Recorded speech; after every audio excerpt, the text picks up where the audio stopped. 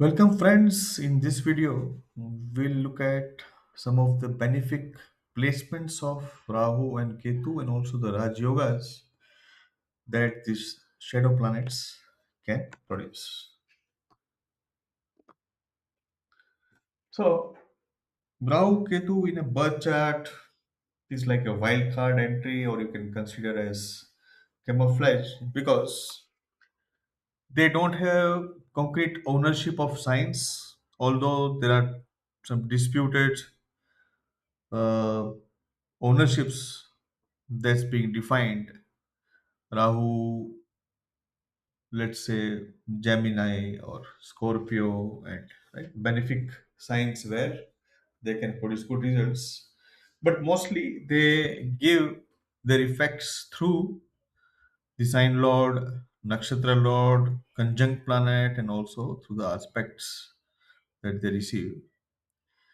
And the placement of dasha during the lifetime is also very important because Rahu being a materialistic planet and Ketu being more spiritual, the age at which this dasha arrives also defines how this dasha is going to operate for you. So, conditions where Rahu and Ketu becomes Yogakarak. So, when Rahu or Ketu are placed in Kendra or Trikona, conjunct with any Kendra or Trikona Lord, then it's a Raj Yoga. Now, there are other conditions also that should be checked. The quality of the planet it is conjunct, the sign, exaltation or debilitation of the planet it is conjunct with. But more or less, it's a Raj Yoga effect. Also, the placement of Rahu and Ketu in Upchaya houses 3, 6, 11 is also said to produce good results. Malefics, anyhow placed in Upchaya houses, produce good results.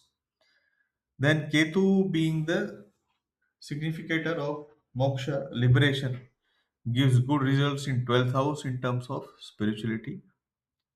Rahu has favorable signs Taurus, Gemini, Aquarius, and Ketu, Scorpio, Sagittarius, and Pisces.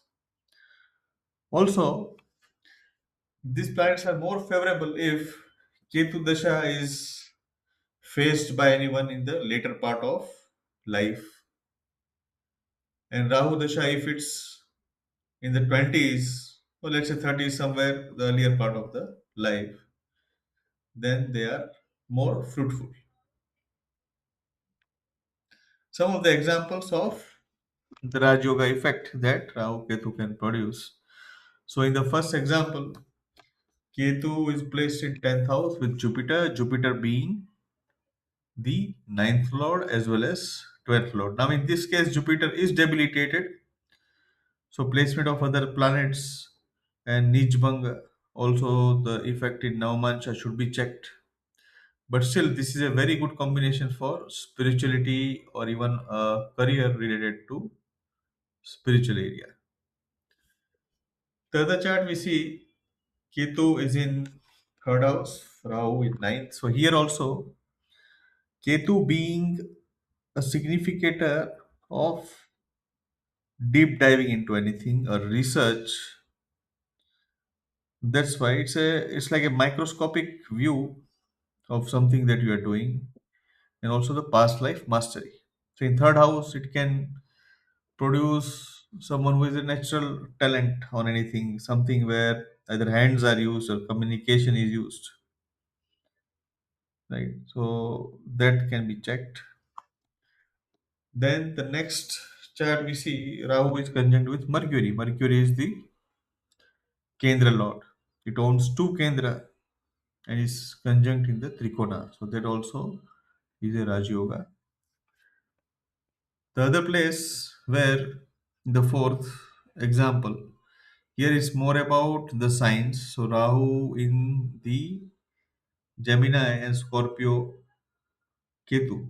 Now, although the benefic position is from the house point of view, the benefic placement is if Ketu is in 12th, but in this case, some positive effects due to the sign ownership. So this is how Rahu and Ketu operates in a benefic way when certain placements of houses, sign or conjunction is available in any particular birth chart. Friends, you are watching the Jupiter retrograde channel. Hope you like this video. Please hit the like button and subscribe. Thank you.